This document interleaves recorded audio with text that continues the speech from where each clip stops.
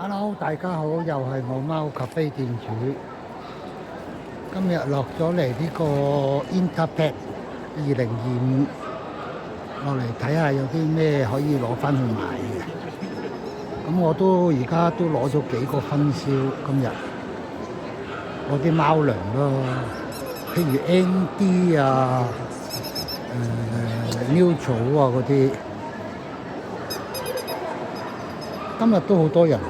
因為今日係特別日嚟嘅，係做生意嗰啲人先至入到嚟嘅，咁都有啲車睇。咁睇下仲有啲咩牌子可以傾下咯。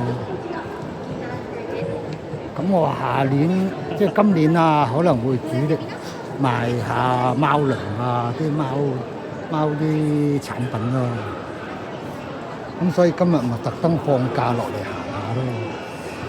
都有啲香港嗰啲唔知咩協會攞啲嘢落嚟賣，不過係咯，都賣啲衫啊，賣啲嗰啲叫乜鬼啊？啲維他命嗰啲咯。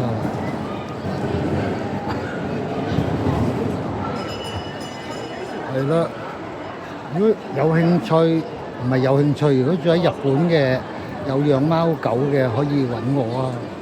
可以買到啲平糧，可能都有啲朋友幫我攞糧嘅。而家有啲香港人，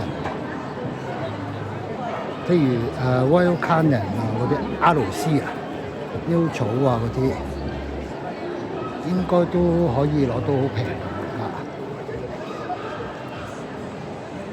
係咯，今日就講住咁多先啦，等我慢慢睇下有啲咩好睇先啦。呢個貓廁所。不過冇乜用嘅，呢啲貓廁所，啲電動廁所。哇！呢個過癮喎，3000円一個啊！哇！做咁多個咪好貴。OK，咁今日講住咁多先啦，拜拜，多謝。